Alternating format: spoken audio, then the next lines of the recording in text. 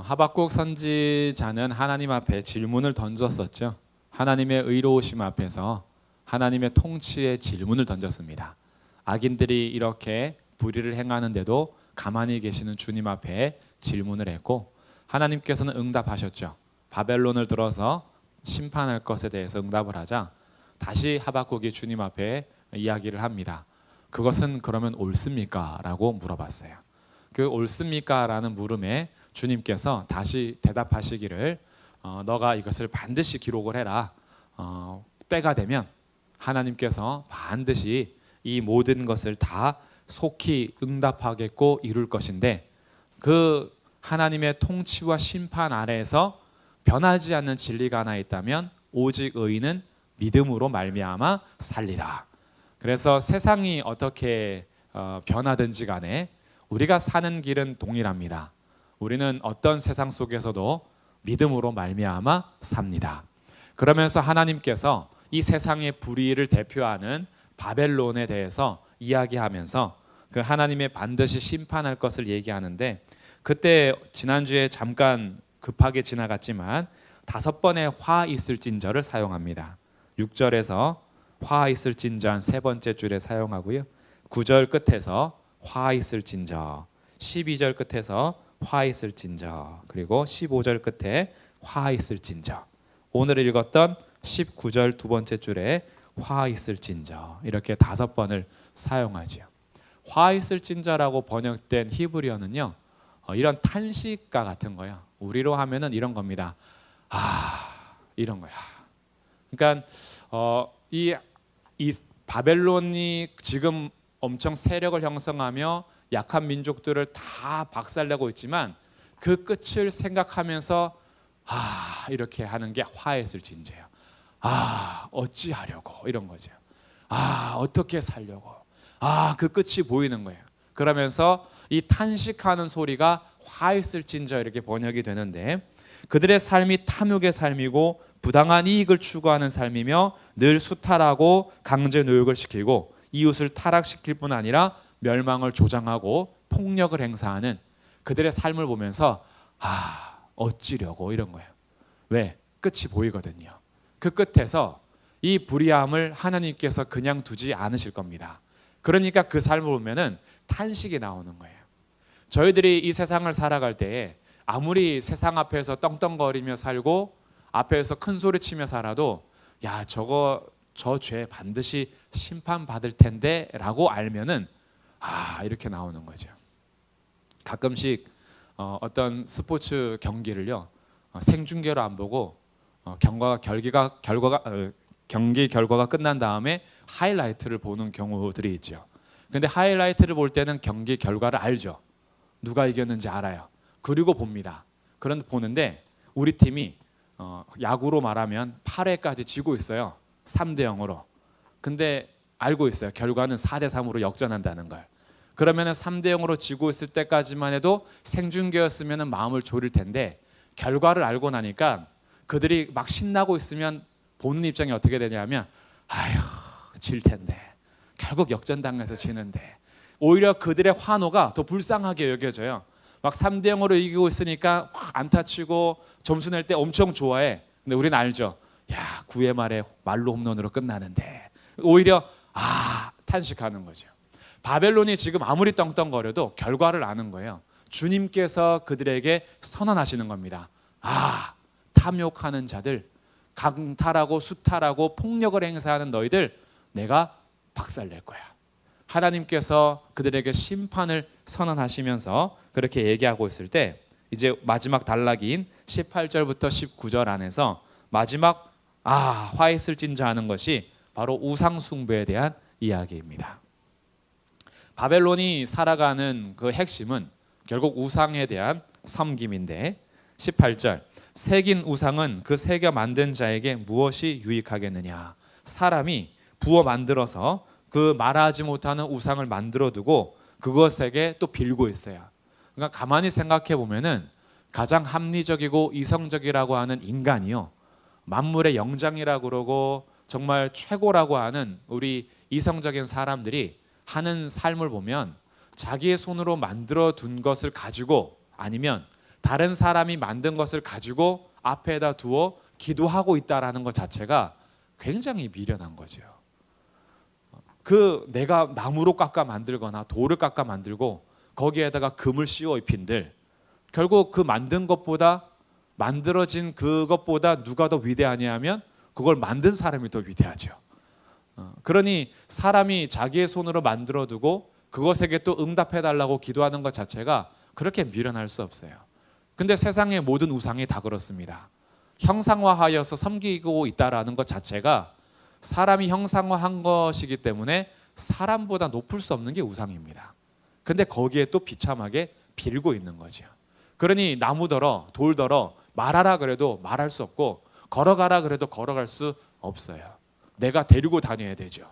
주머니에 넣고 다니던가 짐에 싣고 다니던가 다니면서 내가 데리고 다니는 거예요. 근데 그렇게 살아가는 인생과는 다르게 하나님께서는요 20절 말씀입니다. 우리 다시 한번 읽어보겠습니다. 시작. 오직 여호와는 그 성전에 계시니 온 땅은 그 앞에서 잠잠할지니라 하시니라. 아멘. 하나님께서는 이 하박국의 질문에 응답하시고 대답하시면서 내가 유다도 심판하겠지만 유다는 결국 남겨줄 자들이 있고 바벨론이 지금 도구가 되기도 하고 바벨론이 모든 민족을 다 쓸어버리는 것 같지만 내가 그 바벨론을 심판할 거야. 그래서 화했을진저라는 이 탄식의 소리를 하시면서 우상을 숭배하는 그들에게 화했을진저 그들에게는 도무지 생기가 없는 것을 섬기고 있지만 오직 여호와는 그 성전에 계시니 온 땅은 그 앞에서 잠잠할지니라 라고 하박국에게 마지막 말씀을 하세요. 오늘 저희가 주목해 볼 말씀은 바로 여기에 있습니다. 오직 여호와는 그 성전에 계시니 그 성전에 계시다라는 것은 무엇일까요? 하나님께서는 사람이 만든 성전 안에 갇혀 계시는 분이 아니죠. 하나님께서 그 성전에 계신다라는 것은 하나님의 성전은요 온 하늘과 온 땅입니다. 단지 사람이 만들어둔 아주 멋진 성전 안에만 계시는 분이 아니라 하나님 사실은요 온 하늘과 온 땅이 주님의 성전이에요. 그래서 주님은 안 계신 곳이 없습니다. 그렇기 때문에 뭐라고 말씀하시냐면 온 땅은 그 앞에서 잠잠하라 그래요. 이건 무슨 뜻이냐? 하나님은요 우상과 다르게 온 하늘과 온 땅의 주인으로서 통치하고 계시니 모든 땅은 그 앞에서 쉿하라는 거예요. 쉿. 우리들이 하나님 앞에 이런 자세를 갖는 것이 굉장히 중요합니다. 우리들은 우리 속에서 너무 많이 시끄러워요. 그리고 우리의 말하는 것도요 자꾸 우리의 마음을 포장하거나 가리기 위해서 오히려 말들을 더 많이 할 때도 있습니다. 주님 앞에 나와서도요 주님이 내 속을 너무 들여다볼까 봐 그거 감추기 위해서 오히려 분주하게 살아요. 예배할 때에도 주님 앞에 집중하고 주목하기보다는요 분주하게 일하다가요 분주하게 그냥 순서 맞춰서 가다가 주님의 진짜 임재도 누리지 못하고 주님이 정말 나에게 무엇을 말씀하시는지 듣지 못하고 가는 예배가 너무 많아요. 우리에게 뭐가 없냐 하면 주님 앞에서 잠잠함이 없어요. 이거를 못 견뎌해요.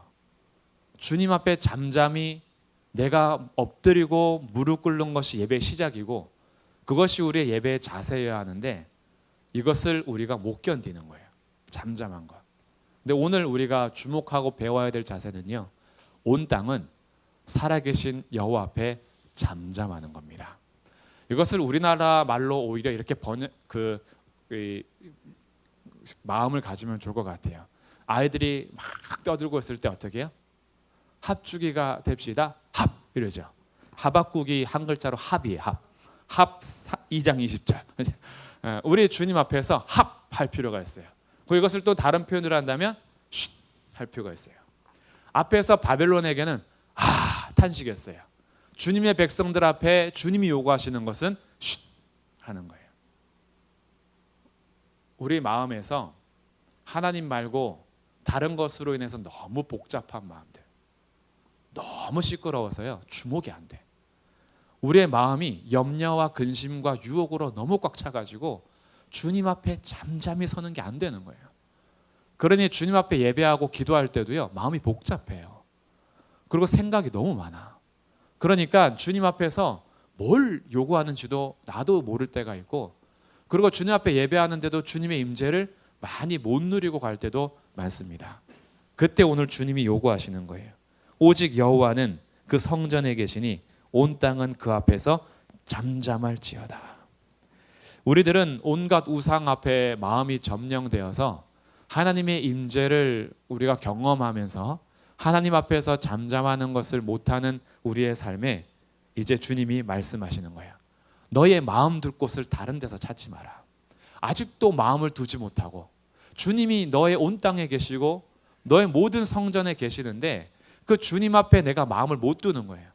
주님 앞에 마음을 못 두니까 마음을 정할 수가 없는 거예요. 예배할 때에 우리의 가장 첫 번째 자세는 마음을 정하는 것이거든요. 그래서 찬송할 때도 마음을 정하는 거예요. 근데 마음이 정해지지 않으니까 찬송하는데 진심이 안 돼요. 말씀 듣는데 주의 말씀 듣지를 못해요. 왜? 마음이 딴 데가 있으니까. 마음을 정하여서 주님 앞에 서야 찬양의 가사 하나하나가 나의 진심의 고백으로 올려지는데, 그냥 아는 곡이고 익숙한 가사니까 그냥 부르는데 내 마음하고는 너무 먼 찬양을 하고 있는 거예요. 그냥 불렀지 마음의 고백이 아니었던 거죠. 말씀도 그냥 듣긴 듣는데 이 말씀이 내 마음에 뿌리를 내리지 못해요. 한 시간이 훅 지나갔는데 내가 뭐 했나 싶을 때가 많이 있죠. 우리가 하나님 앞에 잠잠히 주님을 요청했던 적이 언제였나 한번 생각해 보시면 좋을 것 같아요. 내가 예배할 때에 주님을 잠잠히 요청했던 때가 언제였는가. 그냥 후다닥 와가지고 정신없이 예배 드리다가 후다닥 가고 이러진 않았는가. 예배 오기 전부터 그 예배 1시간을 위해서 1시간 반을 위해서 내가 주님 앞에 잠잠히 가기 위해서 준비된 마음으로 와. 그러려면 좀 미리 와야죠. 미리 와서 내 마음을 정돈하고 주님 앞에 잠잠히 거하여 오늘 하나님 예배하러 왔어요. 내 마음을 정하여서 주님 앞에 잠잠히 주님의 임재를 누리고 하나님을 온전히 찬양하고 주의 말씀에 귀를 기울이고 주님 앞에 기도하고 성도들과 교제하며 그렇게 가는 예배의 시간이 되고 싶어요.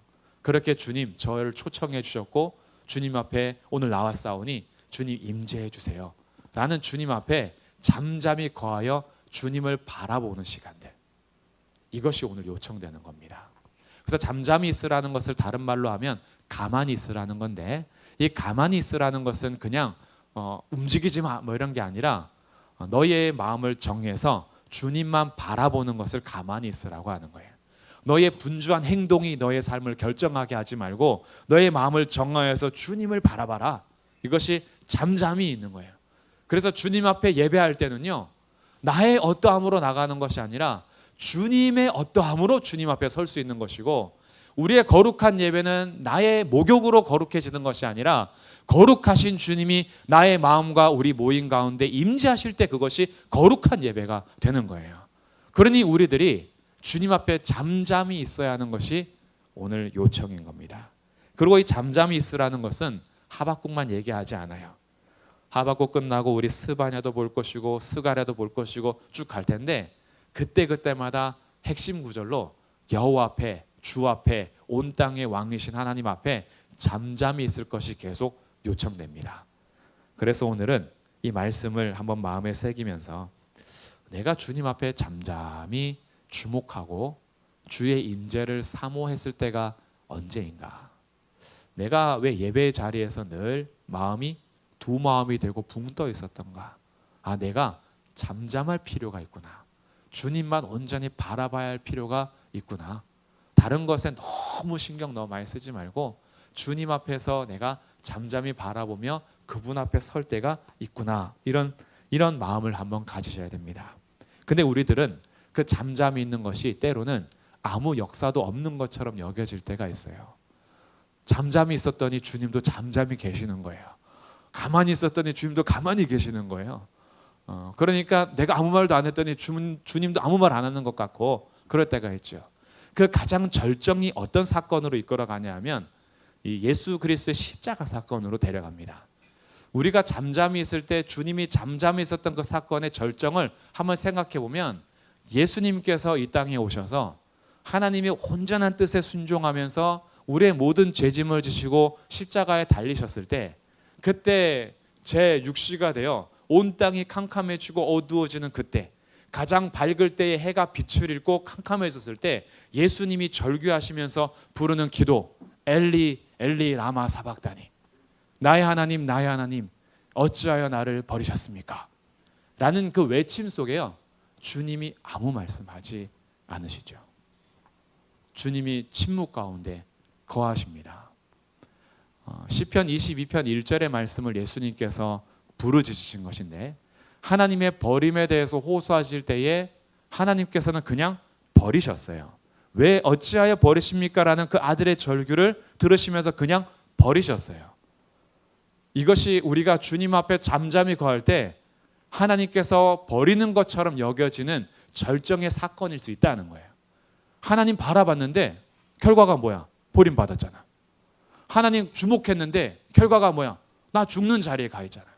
차라리 바벨론처럼 우상을 숭배했다면, 바벨론처럼 탐욕을 갖고 힘을 가졌다면, 바벨론처럼 그래도 거짓말하고 수탈해서 그 사람들이 짓밟았다면 세상에서 이렇게 멸시와 조롱은 안 받을 텐데, 주님 앞에 순종했더니 십자가에서 저렇게 조롱거리가 되고 수치심을 당하며 절규에도 주님이 아무 대답이 없는 것처럼, 그런 성도의 위치에 있을 때가 있어요. 그래서 로마서 8장에서 이런 걸 인용합니다. 우리가 살아가는 것이 도살장에 끌려가는 양처럼 늘 죽음 가운데 넘겨지는 것처럼 여겨질 때가 있어요. 우리의 삶이요. 주님 바라봤는데, 주님만 잠잠히 주님 앞에 잠잠히 있었더니만 오히려 우리의 결과가 십자가였던 거예요. 예수님께서 그 십자가에서 외쳤던 것처럼. 그런데요, 주님이 가만히 또 보시면요, 가만히 계셨던 게 아니에요. 예수님께서 엘리 엘리 라마 사박단이라고 외치실 때 하나님이 아무것도 안 하신 게 아니에요. 하나님께서 위에서 뭘 하고 계셨냐 하면 성경에 기록된 모든 것을 성취하고 계셨습니다. 이게 사실 놀라운 거예요. 우리가 생각하는 하나님의 일은 십자가에서 외칠 때 와서 건져주는 것이 하나님의 일이라고 생각하잖아요. 근데 예수님의 죽으심을 통해서 하나님이 성경에 기록된 모든 하나님의 뜻을 다 이루십니다. 그래서 예수님이 죽은 다음에도 무슨 일이 있었냐 하면 예수님의 뼈를 상하지 않게 하셨어요. 양쪽에 있는 강도들은 뼈를 으깨서 그 피를 쏟아내게 함으로 뼈를 꺾었는데, 예수님은 이미 죽어서 뼈를 상하게 하지 않습니다. 뼈를 꺾지 않았어요. 이 또한 뭐라 그래요? 하나님의 말씀을 이루게 하려 함이라 그래요. 예수님께서 죽으신 그 자리에서도 하나님 아무것도 안 한 게 아니에요. 그 뼈가 상하지 않도록 하시겠다라는 주의 말씀을 하나님은 여전히 이루어가고 계셨던 것이고, 예수님의 그 죽음을 통해서 우리를 향한 구원의 모든 것을 다 성취하고 계셨던 것이 하나님의 일이었던 거죠. 우리들에게도 마찬가지입니다. 우리의 절규가, 때로는 우리가 주님 앞에 잠잠히 기다림이 하나님이 아무것도 안 하시는 것처럼 여겨질 때 아니에요. 우리가 주님 앞에 잠잠히 있으라고 주님 명령하시는 이유는 내가 말하고 내가 행하겠다라는 주님의 뜻입니다. 우리로 하여금 잠잠히 있어라, 나만 바라보라 하는 것은 이제 내가 말할 것이고 내가 행할 것이야 라고 우리 가운데 말씀하시는 거예요. 그러니까 우리가 이 세상에 말씀에 순종하면서 죽는 것 같은 잠잠한 자리에서도 하나님은 하나님의 뜻을 이루십니다. 그리고 의인은 믿음으로 말미암아 살게 될 것입니다. 이게 주님이 하박국에게 하셨던 마지막 말씀이에요. 그리고 이 말씀을 들었던 하박국이 그 말씀에 대해서 반응해서 기도하는 내용이 3장의 내용인 거죠. 그래서 우리들도 마찬가지입니다. 오늘은 이 잠잠함에 대해서 한번 마음에 새겨 가셨으면 좋겠어요. 주님 앞에 우리가 모일 때마다, 그리고 주님 앞에 예배하는 나의 삶이 될 때마다 나의 분주한 소리들을 내느라고 주님 앞에 잠잠히 있기를 거부했던 나의 삶을 한번 돌아보고, 이번 주에는 주님 앞에 나와서 잠잠히 주님만 바라볼 수 있는, 그래서 하나님께서 성전에 계시니 온 땅은 여호와 앞에 그 앞에 잠잠할지니라 라고 명령하셨던 것처럼 하나님, 제가 저의 말이나 저의 봉사나 저의 헌신이나 저의 어떠함을 가지고 하나님 저 이런 거 했어요 라고 나올 것이 아니라 주님 앞에 잠잠히 나와서 하나님만을 온전히 바라보면서 주님, 저 주님 앞에 잠잠히 바라볼게요. 주님께서 오늘 저를 만나주세요. 이런 잠잠한 삶으로 주님 앞에 세워지는 그런 예배의 삶이 이번 주에 이어질 수 있기를 주님의 이름으로 축복합니다. 함께 우리 기도하도록 할 텐데요. 세상은 너무 많이 시끄럽지요. 뉴스를 볼 때 평안이 찾아오십니까? 아니면 드라마를 볼 때 진정한 기쁨이 솟아나십니까? 세상의 여러 가지 정보들이 이곳저곳서 흘러올 때 채워가는 그 정보의 지식이 나로 하여금 행복하게 합니까? 사실 성도들이 진짜 만족함을 누리고 진짜 평안과 기쁨을 누리는 자리는 하나님 앞에 잠잠히 있는 자리입니다. 근데 세상의 분주함과 시끄러움에 너무 익숙해져서 하나님 앞에 잠잠히 있기를 우리가 잊어버렸던 내 마음이었다면 하나님, 제가 하나님 앞에 잠잠히 주님을 바라보는 그런 마음이 될 수 있도록 도와주시고 저의 어떠함으로 주님 앞에 서가는 것이 아니기 때문에 오늘도 예수님 하신 그 일들을 기억하면서 하나님 앞에 더 깊이 나갈 수 있는 그런 예배의 삶이 되도록 주님 저에게 은혜를 더하여 주옵소서. 오늘 말씀 생각하면서 같이 기도하시고 우리가 다 못다한 기도가 있다면 주님 앞에 자유롭게 기도하시도록 하겠습니다.